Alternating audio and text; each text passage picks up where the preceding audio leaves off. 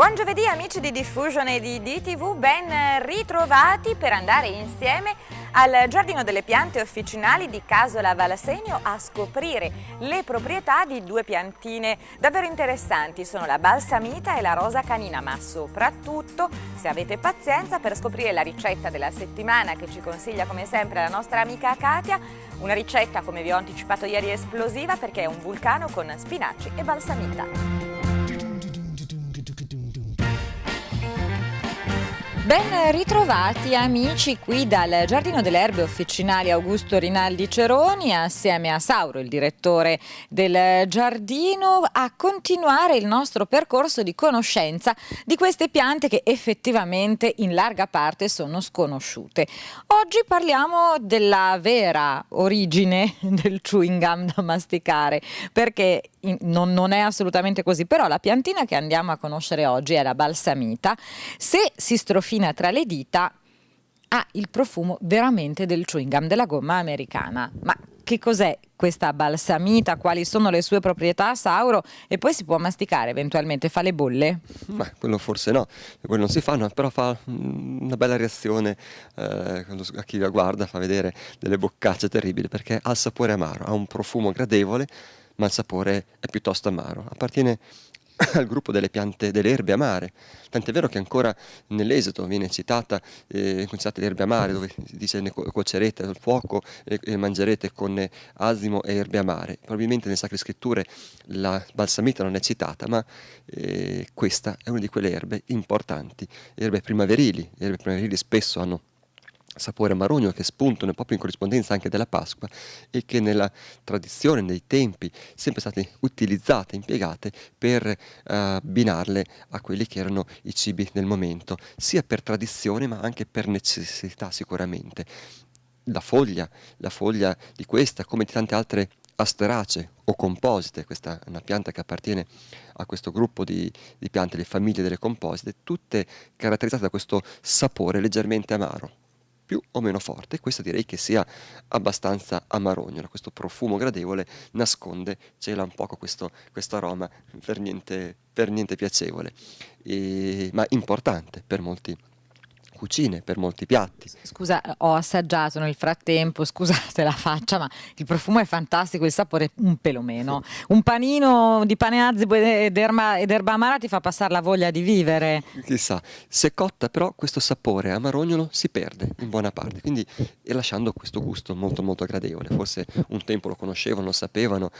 Una volta si usava molto l'amaro proprio per soffrire, chissà, Sì, però sì. certe erbe cucinate correttamente oggi direi siano molto gradevoli, molto molto buone. Ed è una pianta ormai spontanea dappertutto, in molte zone si trova, basta cercarla un pochettino, ma è una pianta antichissima, risale ancora al tempo dei Romani, dei Greci, addirittura Carlo Magno che sicuramente l'ha apprezzata moltissimo, nei suoi giardini, nei suoi orti, la coltivava e la consigliava a tutti quanti, a prova imposta che anche la balsamita fosse coltivata. Ecco, la consigliava a quelli che non si comportavano bene: vieni qua che ti faccio assaggiare un po' di balsamita, e dopo in un attimo questi si ravvedevano, immagino. Chissà, nel suo capitolare De Willis comunque questa pianta era presente, ma anche per la profumazione, per l'aroma, per le proprietà che questa pianta poteva, o perlomeno allora si credeva potesse avere. Pensiamo ancora in molti monasteri che le foglie venivano usate per profumare i libri, le Bibbie in particolare, in molti periodi lunghe preghiere, dove stavano spesso giorni e giorni a pregare per non addormentarsi. Qualcuno si trova scritto sembrava usasse le foglie, annusava per stare sveglio, forse per la sua azione energica, tonificante, chissà se questo fosse vero, ma soprattutto alcuni pensavano di più che fosse il profumo delle foglie a mantenere profumati questi libri, queste Bibbie, anche perché allora l'igiene non era molto contemplata. Non facevamo 2 docce al giorno, al mattino e una alla sera. E quindi questo poteva profumare un pochettino, togliere cattivi odori, chissà, questo poteva essere la causa principale, il motivo principale della valorizzazione di questa pianta. Tant'è vero che in tantissimi orti botanici, ma anche in molti giardini di monasteri, questa pianta era sempre presente. Forse un motivo questo, o forse anche, chissà, l'azione e le proprietà che questa pianta avevano, aromatica, digestiva, eupeptica, carminativa, ma ancora qui i monaci domenicani della farmacia Santa Maria Novella di Firenze, ancora nel 1600, prepararono, misero a punto una formulazione, un prodotto che proprio serviva anche per dolori, per problemi vari, si chiamava proprio l'elisir antistress, ma anche proprio per i dolori soprattutto nella donna, dolori all'utero, dolori della mestruazione. Queste erano fondamentali, venivano consigliate, venivano usate. Una formulazione fatta allora, adesso non stiamo a dire la ricetta esatta anche perché non la conosco bene, però ho letto alcune cose tempo fa, interessante, fatta proprio con la distillazione delle foglie, perché la droga, la parte utilizzata sono le foglie, delle foglie e l'uso delle acque aromatiche mescolate insieme, si otteneva questo preparato, questo prodotto, portato poi nei secoli avanti, anche fino ai primi del Novecento, anche nelle valigette delle farmacie militari, quindi usata spesso e consigliata. Questa è un po' una tradizione, ma ancora oggi la farmacia Santa Maria Novella utilizza, ha studiato, ho trovato, mi è venuto molte proprietà di questa pianta, molti principi attivi che sono importanti anche in cosmetica, e ci sono degli antiossidanti, ci sono dei carotenoidi, ci sono tanti altri principi attivi che sono utilissimi nella preparazione di molti prodotti per la nostra salute, fondamentali. Quindi ci possiamo spiaccicare una fogliolina di balsamita sulla faccia e non ci vengono più le rughe? Ma sicuramente ci profumerà un pochettino, questo sarà più gradevole, il resto chissà quale altra cosa curiosa.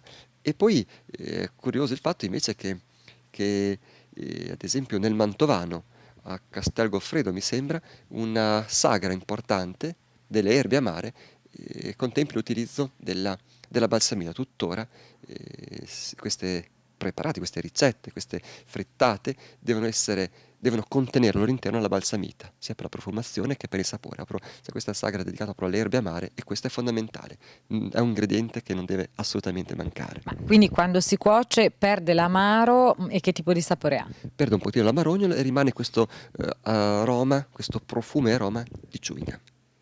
Ho visto tempo fa proprio al mercatino Sala delle Erbe sono state preparate delle tagliatelle alla balsamita, veramente molto gradevoli, molto buone, dove il retrogusto amarogno era quasi nulla, si percepiva appena, ma c'era questo aroma e questo sapore di chewing gum e non solo, che conferiva un buon sapore, curiosità, ma anche gradevole da mangiare, quindi vogliava anche essere mangiata e finire il piatto delle tagliatelle. Nei ripieni, ad esempio, di molti tortelli ancora si può utilizzare, ma quello che è proprio bello è che questo amarogno si perde proprio con la scottatura, la bollitura di pochi istanti nell'acqua calda.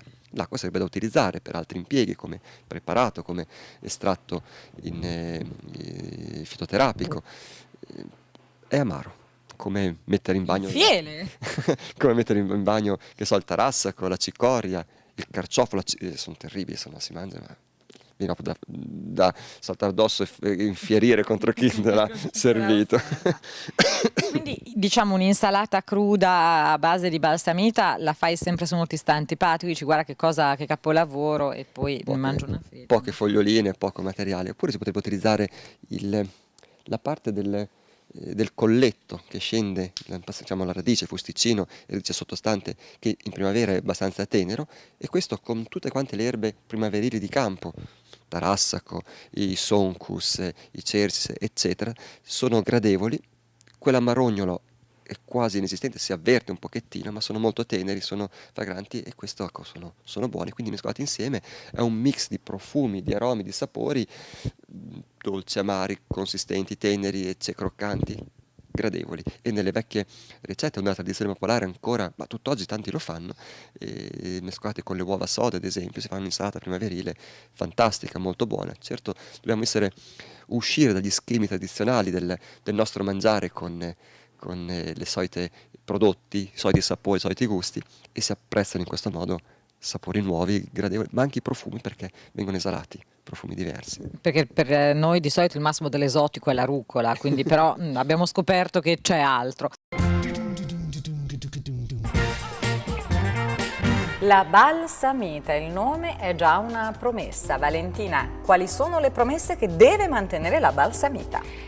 La balsamita è riconoscibilissima dal suo odore così fortemente aromatico che ricorda le gomme da masticare, la menta dei chewing gum, anche se il sapore è molto più piccante, un pochino più sgradevole, e viene chiamata anche erba di San Pietro per le sue proprietà vulnerarie e cicatrizzanti. È possibile infatti preparare un unguento mettendo a macerare per qualche settimana le foglie di balsamita in un olio, che può essere un olio d'oliva ma anche altro olio naturale di mandorle, e così abbiamo sempre a disposizione un unguento per disinfettarci, per cicatrizzare ferite, piaghe o comunque anche scottature, abrasioni di varia natura. La balsamita ha anche altre proprietà, viene ricordata per le sue proprietà emmenagoghe, diuretiche, digestive.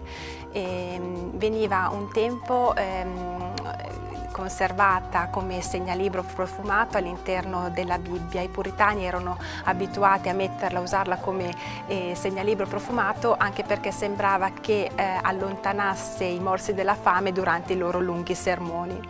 Quindi alla peggio, se siete a dieta, portatevi sempre dietro un po' di balsamita, l'hanno usata e chissà mai che rimandi funzioni. Via i nostri attacchi di fame. Proviamo. Allora, grazie Valentina. Prego.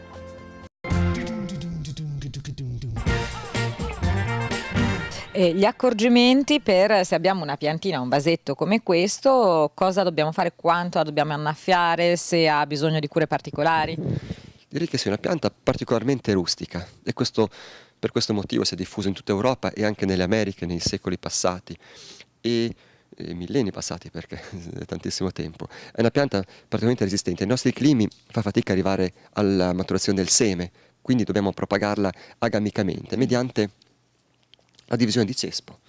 E poi si vedono, forse la telecamera non so se si riuscirà a vedere, comunque da una piantina spuntano sempre nuove altre piantine. Ogni pezzettino di fusticino sotterraneo che viene a contatto col terreno radica e si allarga con grande facilità, si estende con grande facilità. Anche nel vasetto è facile riuscire a colonizzare e coprire un vaso, poi altri vasetti, vasi più grandi, oppure in terra, nell'orto, trovarci che da una piantina ci troviamo in poco tempo 1 metro quadrato di balsamita. Per la tosse non serve? Non dovrebbe servire più di tanto. Ancora non ha funzionato, ma ecco, un po' di acqua, ma il terreno è fresco, se è in vaso sì un po' di acqua ogni tanto, ma senza eccedere, senza esagerare, il famoso TQB quanto basta, da tenerla appena umida, perché il ristagno idrico le dà fastidio, però vuole leggermente fresco, sentire fresco il terreno, sopporta bene la siccità, anzi, anche i periodi estivi la vediamo semmai un po' più stentata, ma non si secca, non muore, è lì in attesa di poter trovare condizioni climatiche favorevoli per riprendere a vegetare. La sua tecnica di propagazione, quindi, come dicevamo prima, sono proprio questi rizomi di zone di cespo che possiamo buttare quasi in un altro vasetto, in un altro pezzo dell'orto e si allarga, resiste benissimo. In inverno scompare sottoterra, va in riposo vegetativo, quindi le foglie non ci sono più, per ripartire poi a primavera. Importanti di queste foglie che hanno questa nervatura seghettata, questo margine seghettato, queste nervature abbastanza marcate, a volte sono colpite sotto da delle piccole chiazze. Questa è abbastanza sana, ne devono cercare una più con puntine più evidenti, non si vedono, forse questa qui sotto. Compaiono delle ruggini, ma qui adesso non ci sono. Sono sane le erbe del giardino? Sono delle piccole pustoline, a volte comunque occorre fare attenzione prima di utilizzarle e osservare che non vi siano delle pustole color ruggine sulla pagina inferiore o superiore della foglia. In quel caso vanno buttate, tagliate, scartate, eliminate e poi si aspetta il ricaccio nuovo. Domanda, ma cosa succede se non ce ne accorgiamo e la mangiamo? Se sono una fogliolina potrebbe non dare nessun disturbo, in alcuni casi può esserci un po' di intossicazione, potrebbero portare anche a vomito successivamente, oppure potrebbero dare fastidi vari. Cerchiamo comunque di controllare, anche perché sono funghi in fondo e quindi vanno eliminati. Cerchiamo di eliminare. Oltretutto la foglia diventa anche poco bella, perderà poi il suo profumazione, macchia le foglie, le dita quando andiamo a stropicciarla e poi evitare intossicazioni da funghi, da patogeni della pianta, sicuramente è bene evitarlo. E quindi si taglia, senza star lì, non direi che non ci sia non si debba intervenire con trattamenti, ci sono trattamenti antifungini per combattere queste ruggine, ma le ruggine sono veramente molto toste. Di conseguenza evitiamo questo sforzo quasi inutile e tagliamo, tanto la pianta ricaccia bene, abbastanza veloce. Poi se vogliamo vedere l'infioritura, questi bellissimi corimbi, questi fiori, capolini uniti in corimbi di colore giallo, piccolini ma che fanno dei bei capolini più grandi, che sono belli da vedere nel periodo estivo. Quando la pianta va in fioritura, sotto non ci sono foglie utili da mangiare. Più tagliamo, non avremo fiori, ma più foglie avremo se volessimo da utilizzare, da impiegare con facilità. Per il resto direi che la pianta non abbia, proprio è rustica perché si è diffusa nel tempo, non ha grossi problemi. Non dobbiamo neanche preoccuparci se la vediamo un po' stentata in alcuni periodi sia della primavera che dell'inverno, ma riprenderà velocemente. Qui ci sono foglie che stanno finendo il loro ciclo vegetativo, eccesso d'acqua, marciscono facilmente, altre sono belle. L'umidità dell'ambiente, le piogge, l'annaffiatura, con l'annaffiatura è sempre consigliata farla sotto chioma e quindi questo ci permette di avere le foglie più sane perché le ruggini, come anche l'oidio a volte sviluppa quando bagniamo eccessivamente, creiamo troppa umidità nell'ambiente, caldo, umido, queste compaiono. Bagniamo sotto chioma, semmai se avessimo la possibilità di avere un tubicino con un piccolo gocciolatore, qualche goccia e penso sia sufficiente per riuscire a tenerla umida e avere una bella piantina. Poi tutti quanti sicuramente non è bella decorativa ai fini ornamentali, No. ma il suo tappeto erboso che va a creare in primavera, se messo in terra o in dei vasoni molto grandi, è interessante, è un tappeto erboso profumato. E allora, questi sono i segreti della balsamita che ci ha rivelato il nostro amico Sauro. Adesso invece passiamo a una pianta il cui nome quantomeno vi dovrebbe dire qualcosa, è la rosa canina.